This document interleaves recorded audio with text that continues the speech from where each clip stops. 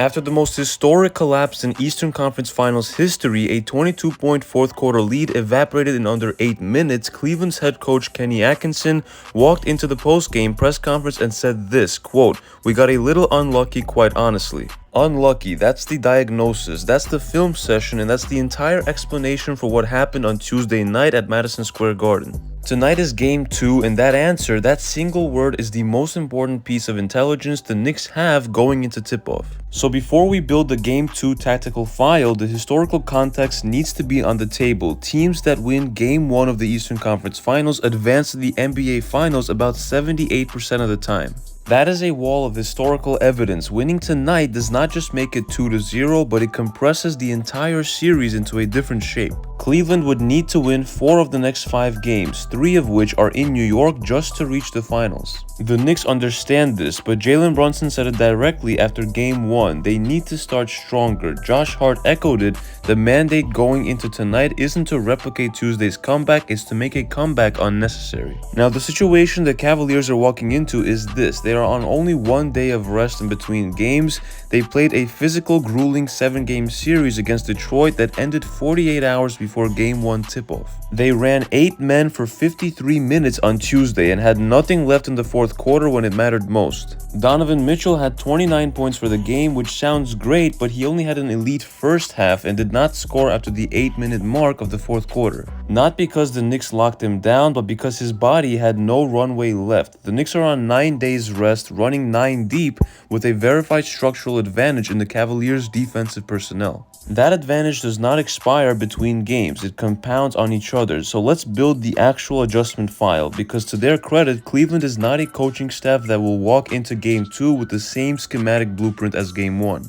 Atkinson will make changes, and the question is whether those changes solve the problem or just relocate it. Here's the architecture of the problem he's trying to solve. In the final 12 minutes and 40 seconds of Game 1, fourth quarter, and overtime, the Knicks ran 21 on-ball screens, specifically designed to get Harden switched onto Brunson. They ran 9 isolations out of those actions, and they averaged about 2 points per play. That's not a good possession, that's a virtual guarantee of 2 points every time down the floor. As some of you guys probably heard, Mike Brown was direct in the post-game interview. He said, quote, "It is no secret we were attacking Harden." So what are Cleveland's options going into Game 2? So option 1 is bench Harden in critical fourth quarter sequences. This is the cleanest solution on paper. If Harden is not on the floor when Brunson isolates, the mismatch disappears. But here's the architectural cost of doing that. Harden is Cleveland's primary creator off-ball movement. He is the offensive engine that generates Donovan Mitchell's clean looks in the mid-range and Jared Allen's lobs at the rim.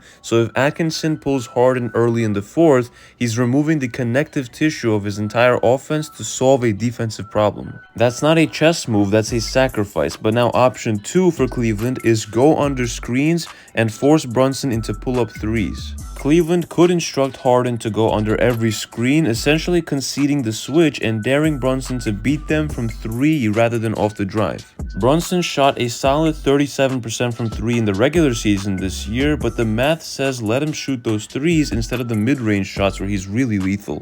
And keep in mind, Brunson was rusty last game from 3. He shot only 0 for 5 from 3 until that one last shot in the end of the game. But in a fourth quarter pressure environment, his pull-up mid-range and floater are elite regardless of who's covering him. So going under screens does not neutralize him, it just changes the version of him that beats you. Now option 3 for Cleveland is switch the assignment entirely and put Mobley on Brunson. This is the most sophisticated answer, to deploy Evan Mobley as Brunson's primary defender before the switch, so the screen action does not create the same mismatch. Mobley has the length and athleticism to contest Brunson in ways that Harden just simply cannot. This is a legitimate adjustment, but it has a downstream cost. It moves Mobley off his natural defensive assignment, protecting the rim, and takes him out of rotation help positions.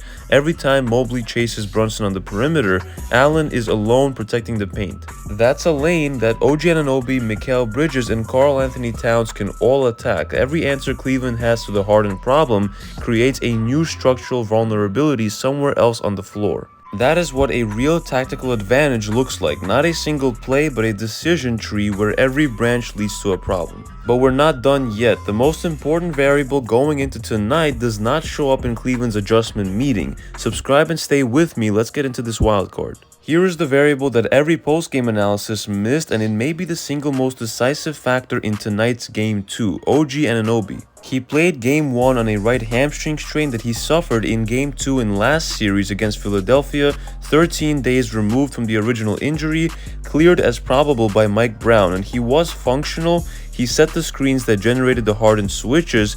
He did hit shots when the Knicks needed them, but he was not OG Anunoby at 100%. Now heading into Game 2, his status is still day-to-day. That word day-to-day is doing significant work in this matchup.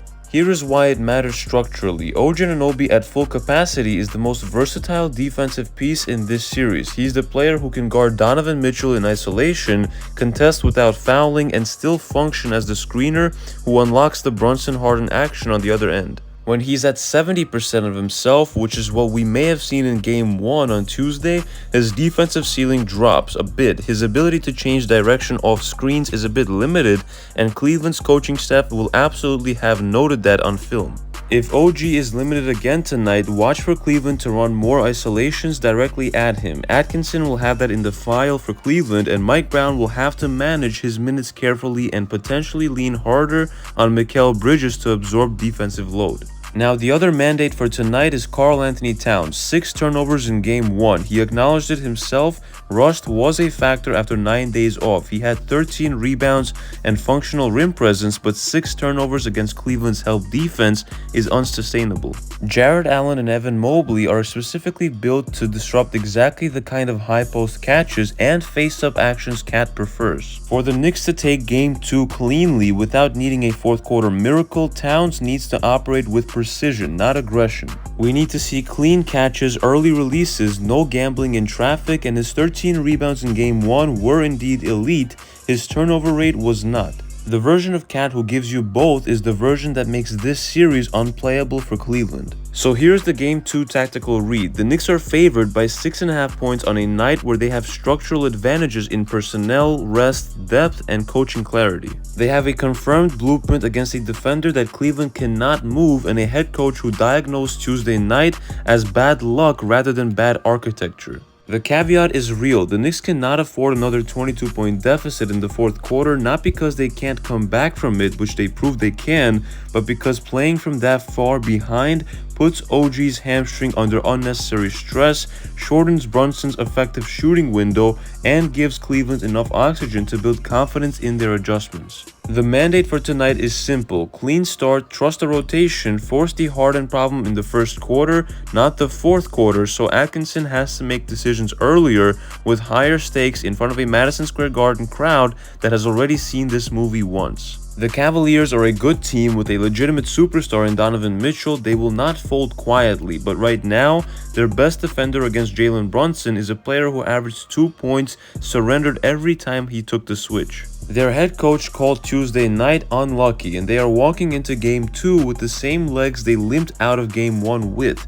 The blueprint exists, and the Knicks have the pieces to execute it again and better. So tonight, MSG, 8 p.m. on ESPN. Drop your Game 2 prediction in the comments. Do the Knicks cover the spread and go 2-0? Let me know, and subscribe if this breakdown gave you the real context. See you tonight.